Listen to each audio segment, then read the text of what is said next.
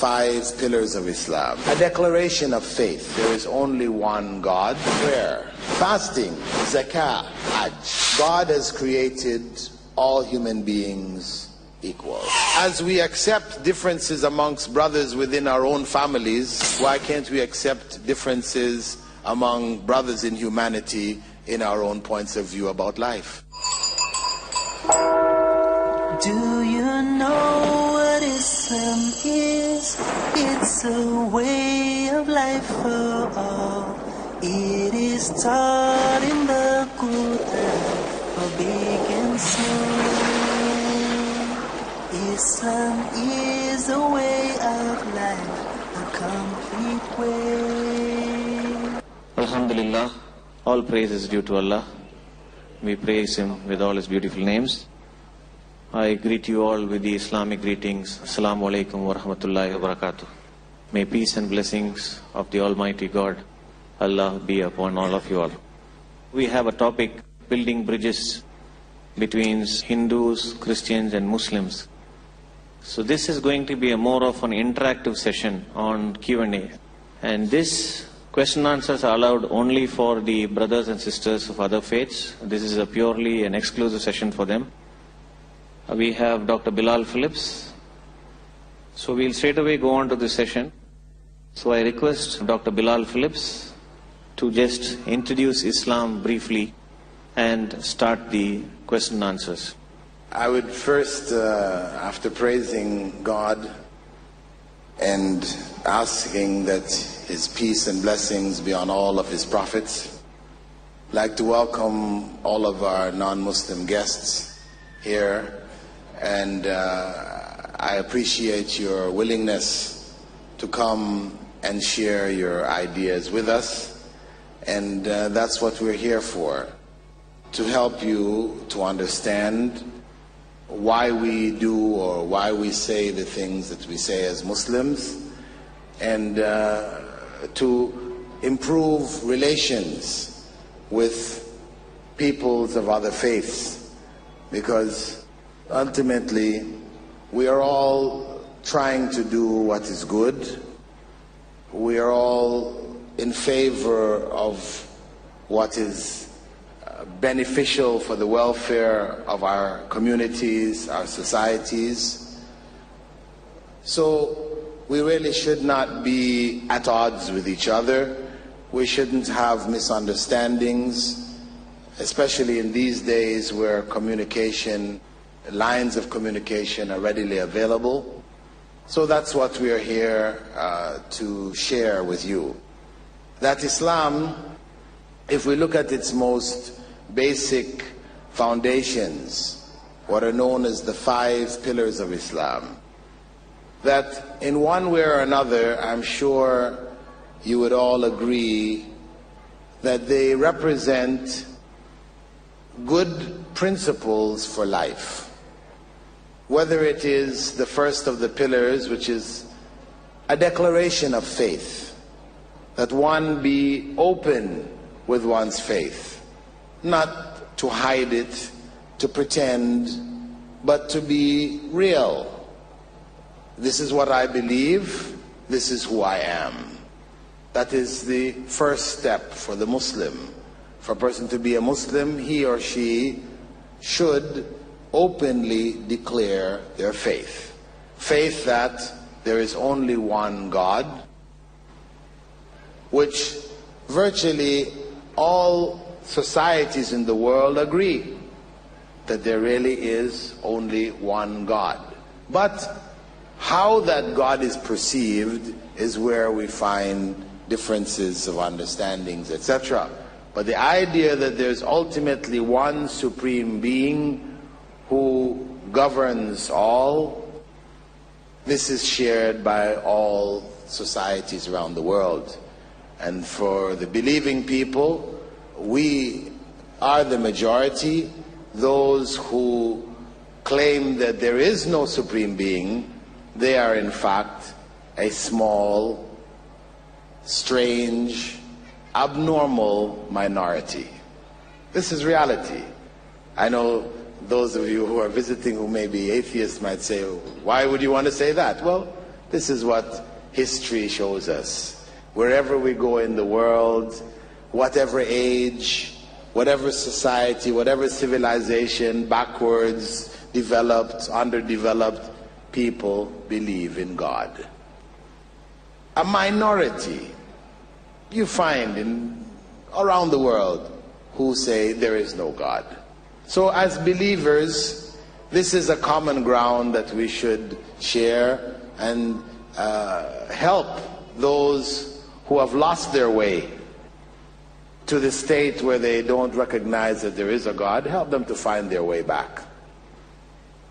And of course, for a Muslim, there is added to the basic declaration of faith that there is only one God, that the one who informed us of that, the messenger of God known as Muhammad ibn Abdullah, who was born in the 6th century after the time of Christ, he conveyed that message, and he not only conveyed it in word, but he also conveyed it in deed.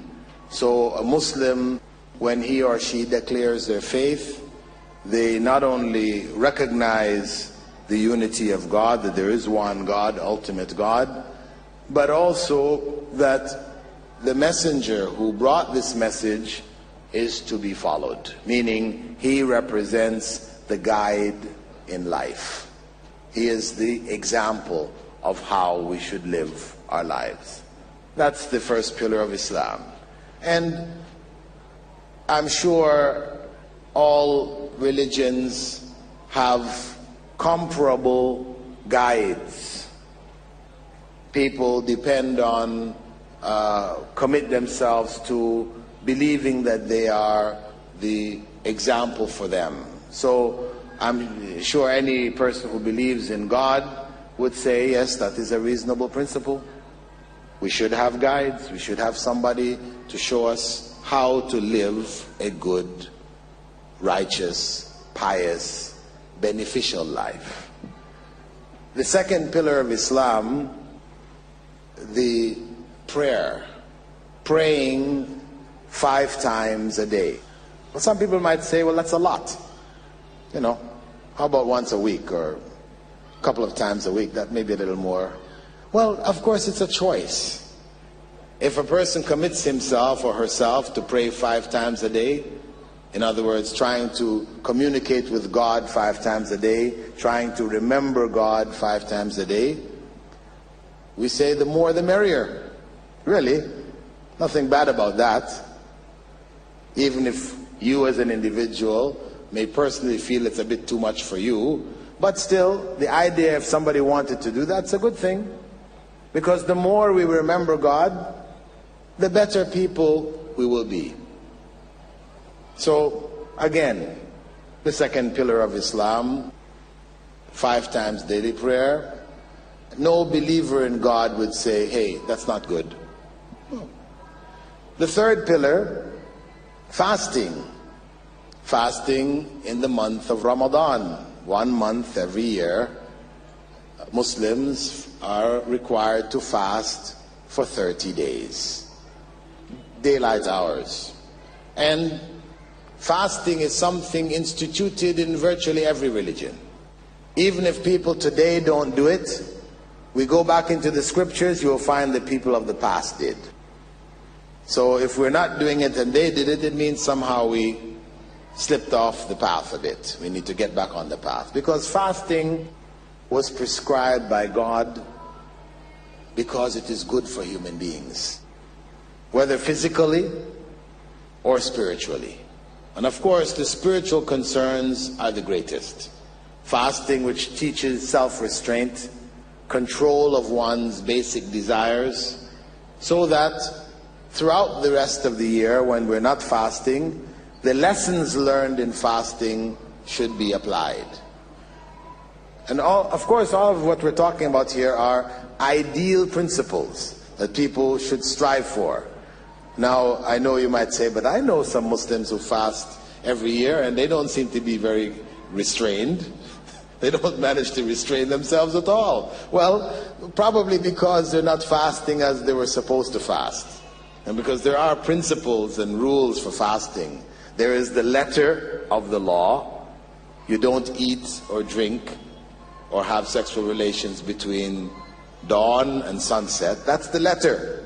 But there's also spirit, where the Prophet said that the person who doesn't give up backbiting, telling lies, cursing, God has no reward for their fast. So a person may go through the physical requirements, but the spiritual requirements they're not taken care of, so naturally the fast doesn't have the required impact on the individual.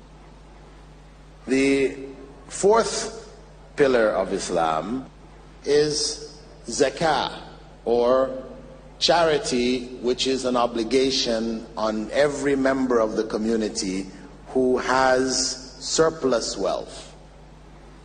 Everyone who has surplus wealth above a minimum is required to give 2.5% of it to the poor.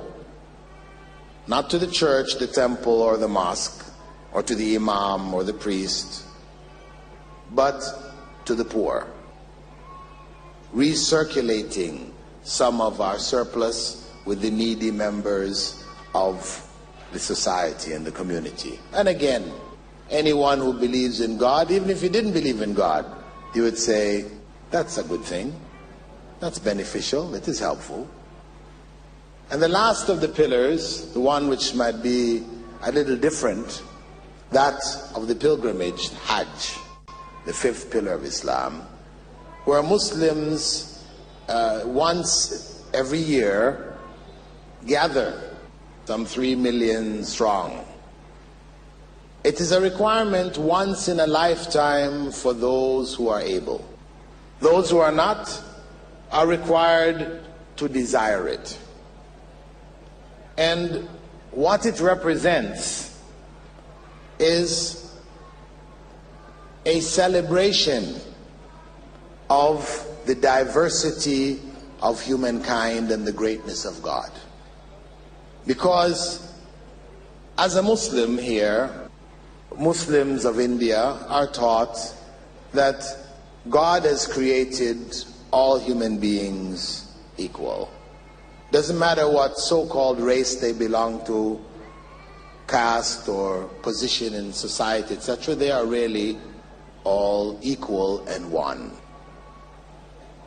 But the reality of it isn't experienced until a person goes to Hajj. When a person goes to Hajj, goes to Mecca, he meets there, or she meets there, people from all parts of the world. And the universality of that message of the oneness of humankind comes alive on a scale which is unimaginable, except for those who actually get there and see it. It's very difficult even to describe. But it's a celebration of that variety and of the fact that there is one God that brought them there, who created them and brought them there. And it is also, many of the rites performed there, rites of worship, are focused on Prophet Abraham and his willingness to sacrifice his own son at the command of God. Muslims accept Prophet Abraham as one of the prophets of God, and we as Muslims are required to believe that God sent prophets everywhere in the world, over 124,000 prophets. Prophets were sent everywhere. Well, of those that have remained, those that we know of, Prophet Abraham is one who is spoken about quite often in the Quran, and his sacrifice, his willingness to sacrifice his son, is commemorated in the rites of Hajj itself. So the idea of people gathering to celebrate the unity of humankind and the oneness of God and the need for human beings to be prepared to sacrifice themselves for the sake of God, meaning for the sake of what is good and what is right. We should be prepared to sacrifice anything which God has given us, because whatever we have belongs to God. Then again, even though the practice of pilgrimage may not be found in some religions, the concept itself is again a universal concept. So the basic pillars of Islam are pillars which are universally recognized, universally accepted, and that is what we have come to share here with you this afternoon. We'd like to share it with you, and any misunderstandings or anything which is not clear of these pillars or our practices, we are here to clarify them for you. And with that, I think now we will turn over the floor to you to share any issues or any points that you'd like clarified. And please do not feel shy. Know that whatever you say, we will take it in the spirit of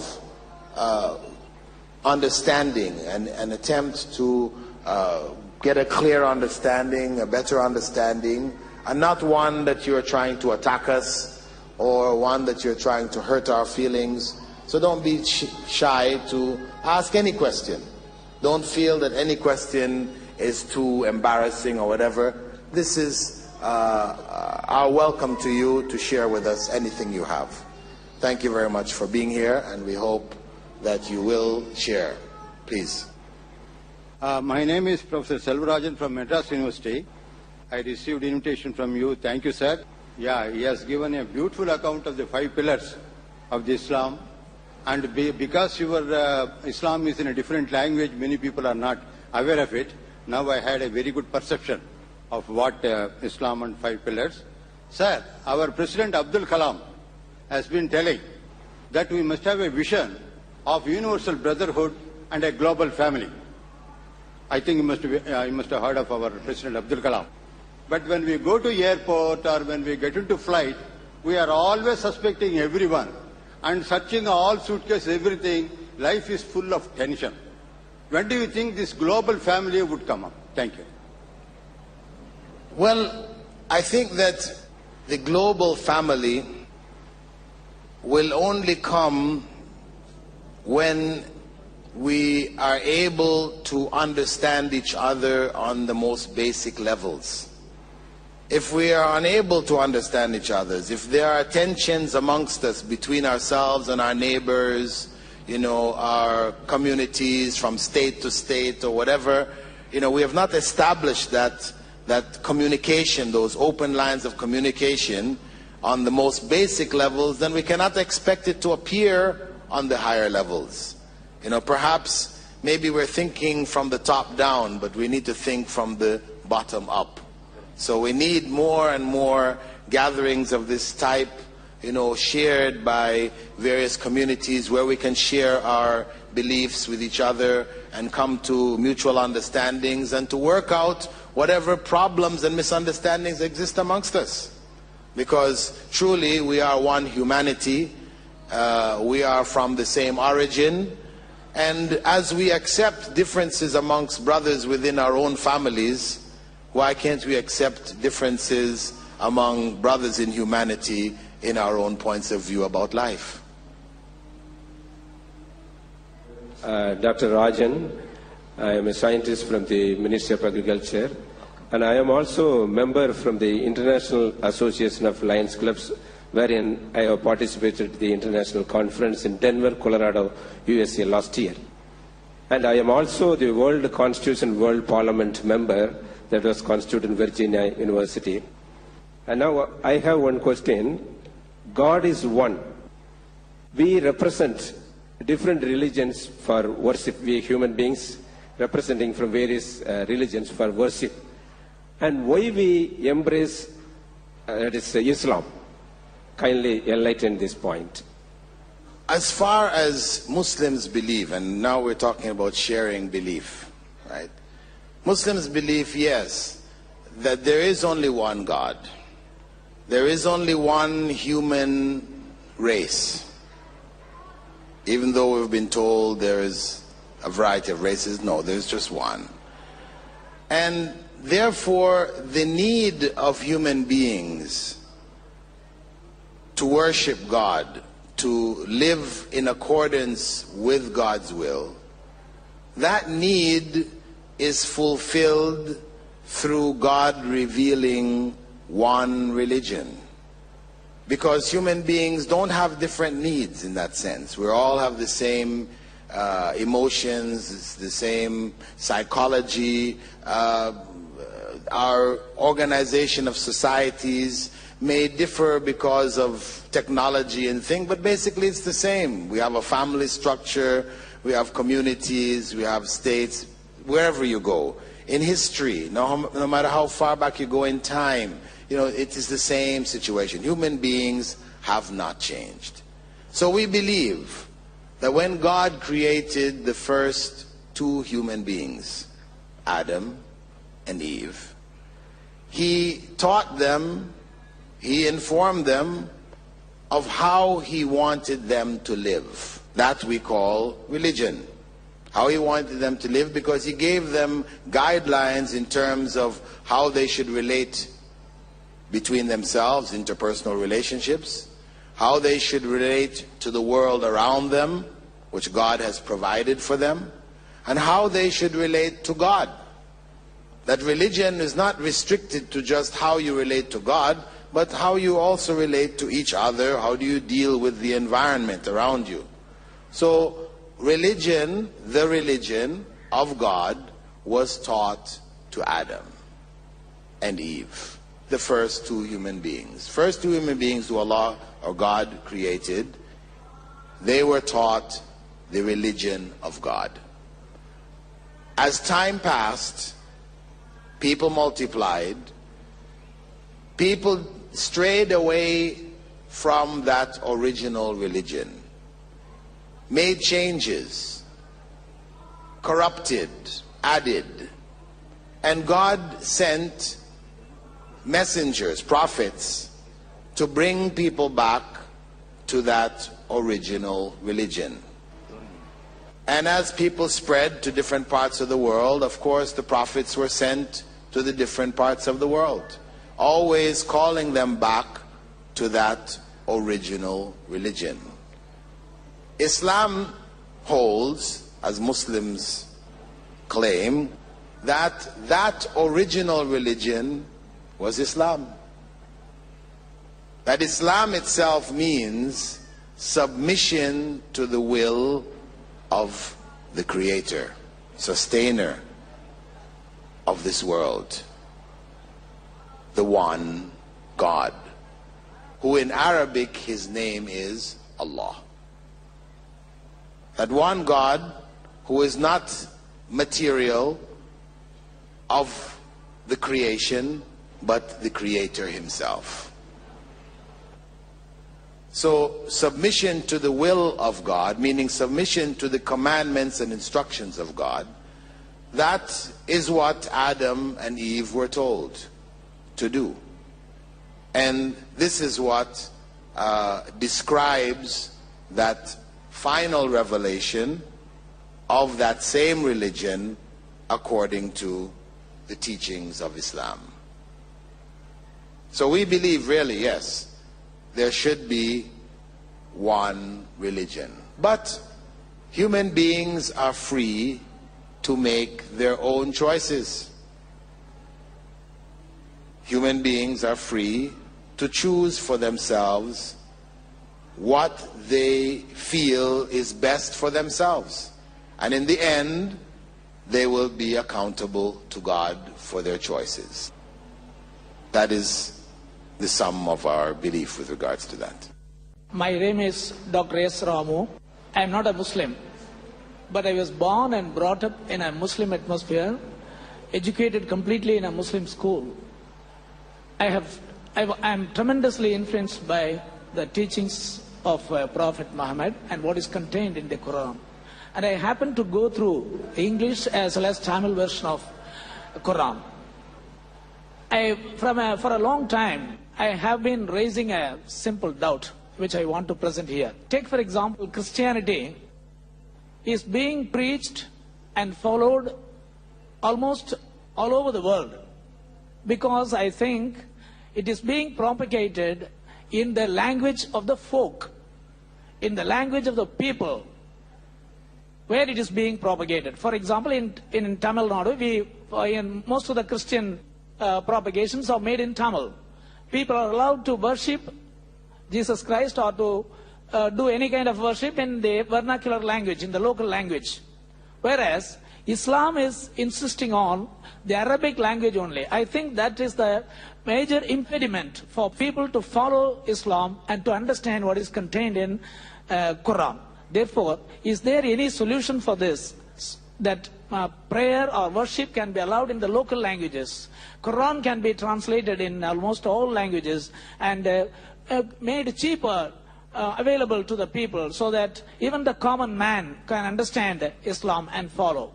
And this question I place before you, and I seek some answer. Is there any positive solution for this?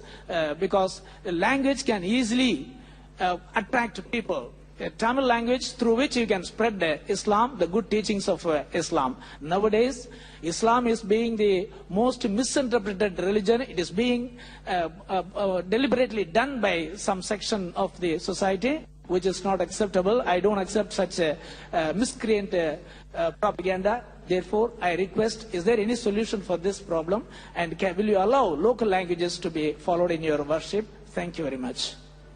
Arabic also allows Muslims to worship together wherever they are. If I went to Peking and people called the adhan, the call to prayer, in Chinese, then I wouldn't know, because the mosques in China don't look like the mosques in India. There's not a special shape that a mosque has to take. It's just a place of worship. It could be a room, a single room. So the adhan, or the call to prayer, is done in Arabic, so that if I happen to be in Peking, I would know that there is a mosque here, and I would enter that mosque. And if the imam, the one who leads the prayer, led the prayer in Chinese, I wouldn't know what is going on either. But since prayer is done in Arabic, I can join in his prayer. So the Arabic becomes a unifying force for Muslims throughout the world. Wherever they go, regardless of their languages, they're able to pray together. Furthermore, as my brother mentioned, it is the language of the original revelation. And Muslims are all enjoined and encouraged to learn some Arabic, to stay in contact with the words of God, of Allah, as they were revealed. As he said, translation gives you an idea of the meaning, but the words of God themselves have their own beauty, have their own impact.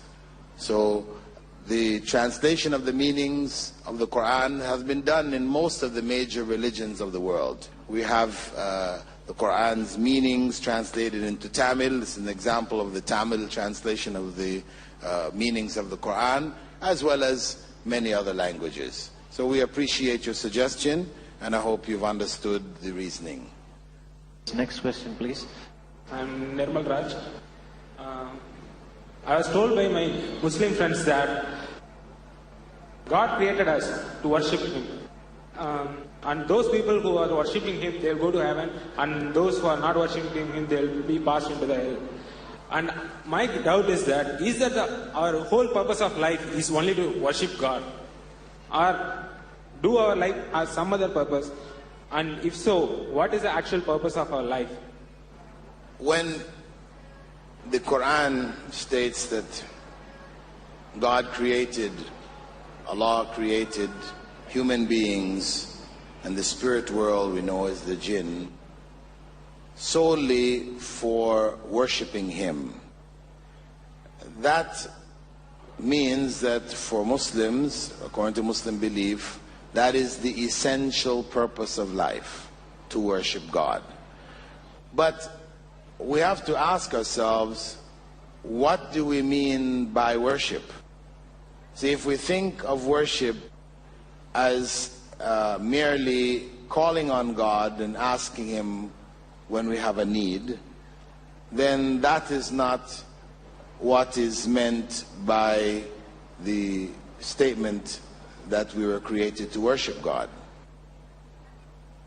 What is meant is that we live all of our lives in accordance with His will.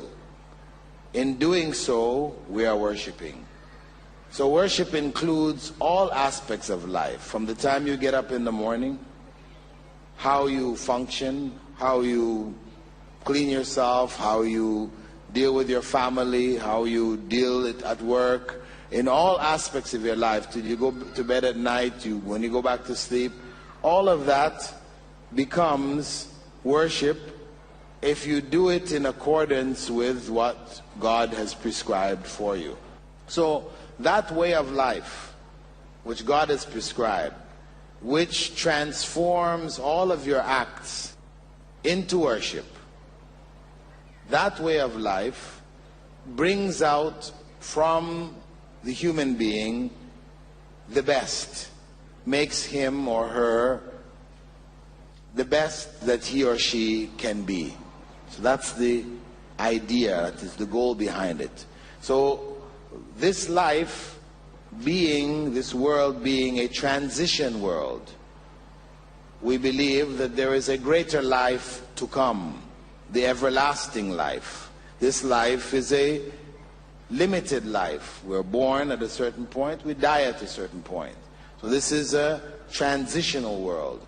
The state of our world to come depends on this life. Depends on us living this life in the way which God wanted us to live the life. If we do so, we earn the better life in the life to come. If we don't, then we lose that. So worship enables us to achieve the goal of this life, or the purpose of the life that we're living. Is that clear? You have a follow-up on it? Go ahead. I am satisfied with your answer. But one doubt is, what does He expect out of us? Why should He create such a test to us? The issue of what does He expect of us, that is the religion, that is the way of life which He has prescribed for us. That's what He expects of us, to live to our utmost potential in good and in goodness and in righteousness. That is what is expected of us. Why did He create us and expect that of us? He is the creator. Being the creator, He created. You don't ask the painter why you painted. In the same way, you don't ask the creator why he created. There's a point of questioning where we accept, well, this is one of the attributes of the one God who rules this world. He is the creator, and He created us. He chose this life for us because it was what was best for us. Those who follow His instructions and do what is required, then this life becomes, in fact, best for us. Those who follow a life of their own choice, enjoy here, disregard the instructions of God, then this life will be a source of torment for us in the next. My name is Ambalavana. Throughout my life, my observation of all the religions, this is my perception. I am not casting any aspirations. The meaning of forgiveness and forgiveness and tolerance, is it wanting in this religion? Because the way in which you have put the invitation, the aftermath of the September 11th incident, the Islam's tolerance and Islam's forgiveness principle, you need much more explanation or much more level of tolerance. Because I find that Islam, it's only my perception, it's not my view, doesn't have that much of tolerance and forgiveness as other religions. Please. I would suggest that you read the life of the Prophet to see where tolerance and forgiveness is expressed, as the originator of the final message of Islam, to see how it is expressed there. And if you read also the Quran, you will find tolerance and forgiveness and mercy expressed throughout it. In fact, each chapter of the Quran is begun with the phrase Bismillahir Rahmanir Rahim, in the name of Allah, the Beneficent, the Most Merciful. So that is the teaching of Islam. If you find some Muslims intolerant, and I won't deny that they may not have been, and they're not around today too, that is their individual practices or ignorance or whatever, emotionality or whatever. But that is not the teaching of Islam. If we consider, for example, the greatest example, one of the big examples from the life of the Prophet, that when he was driven out of Mecca with his followers, and followers were murdered, their wealth taken, eventually, after some 10 years, he came back and reconquered Mecca without a fight. Mecca surrendered. And the people of Mecca were wondering what is going to happen to us, because how we treated you previously, we killed you and did all these different things to you. Then they were expecting what they normally do when they capture an area is they kill everybody. They slaughter them, they take their women and wealth, and this is what they were doing. So they asked him, what are you going to do to us? You are one of us. Are you going to be merciful to us? He said, go all of you, you are free. Go all of you, you are free. That was his magnanimity. That was his generosity. That was his kindness. That was his tolerance. And that is the example throughout actually Muslim history. If we look at the great points, we look at the difference between when Salahuddin, if you're looking at conquering, for example, when Salahuddin conquered Palestine. Palestine had been conquered by the Crusaders 100 years before. And when they came in, according to Crusader history, they massacred all of the inhabitants. Their horses marched in the streets with blood up to the ankles of the horses. They massacred not only the Muslims, but the Jews who were there, as well as the Christians who didn't follow their own brand of Christianity. And when Salahuddin conquered Jerusalem, he spared everyone. He spared everyone. No life was taken. And that was in keeping with the example of the Prophet. Before him, Omar, the second caliph, took Jerusalem. And he did the same.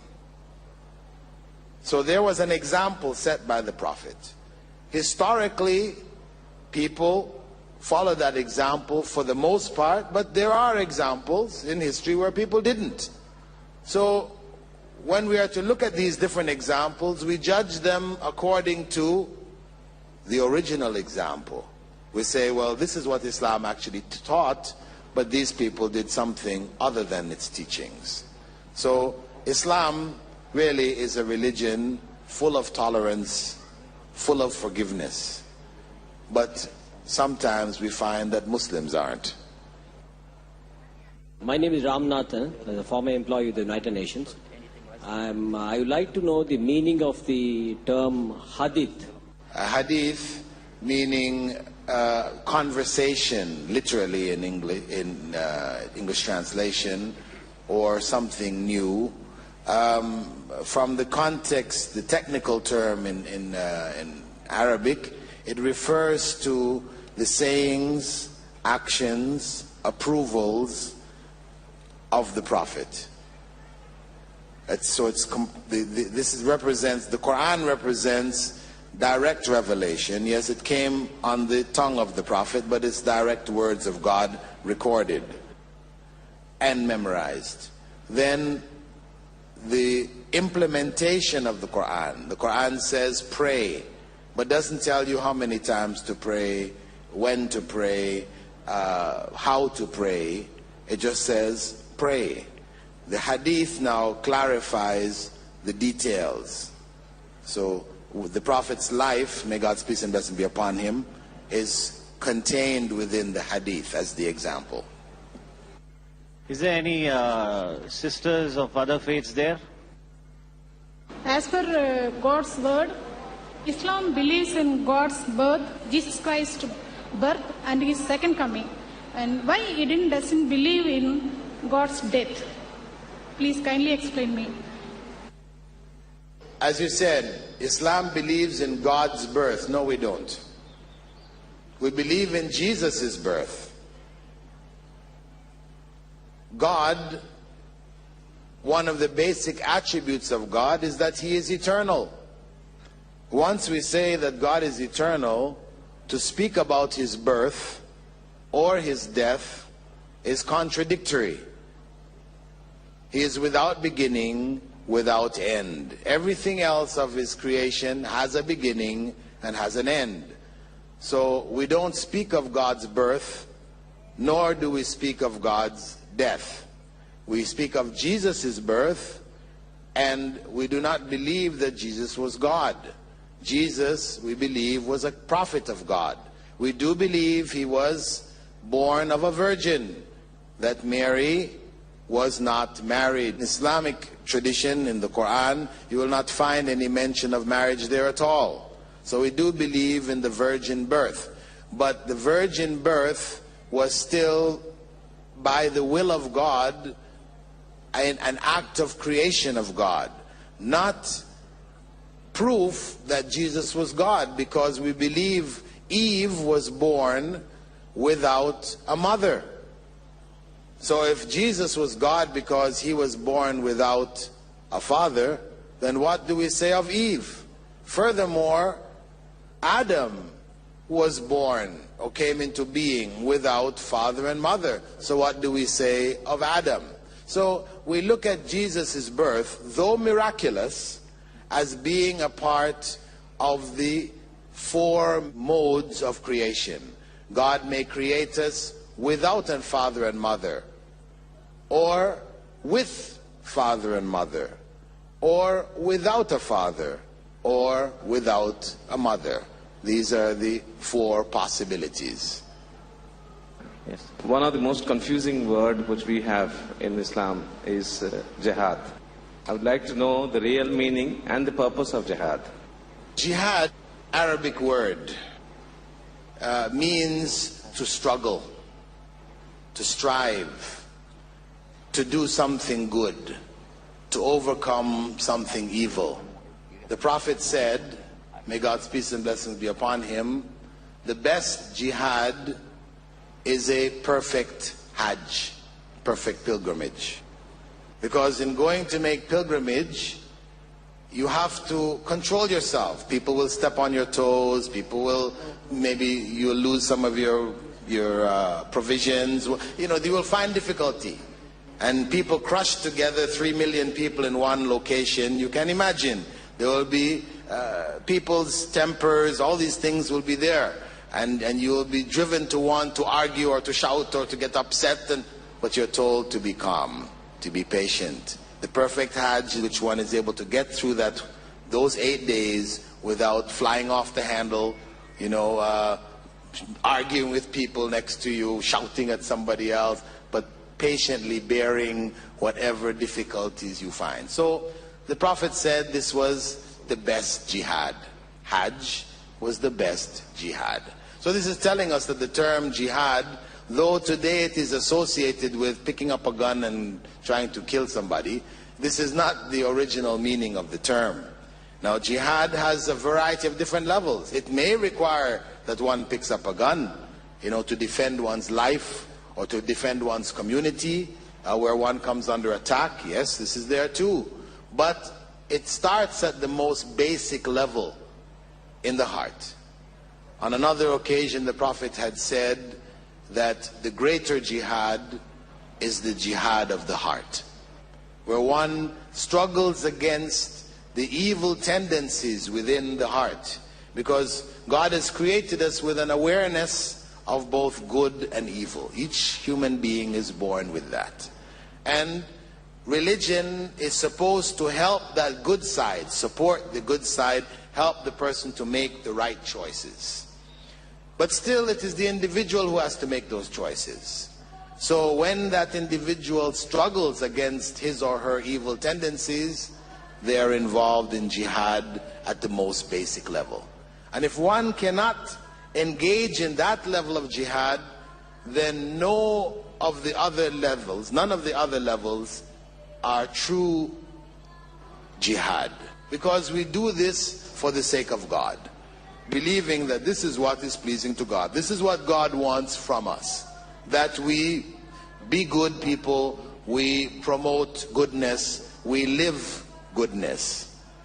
So on the basic level which is required of us, if we cannot do that, then even on the highest levels where we're fighting, offering our lives up, supposedly to defend the faith or the believers or the country of the believers or whatever level it is, it will be missing that most vital component.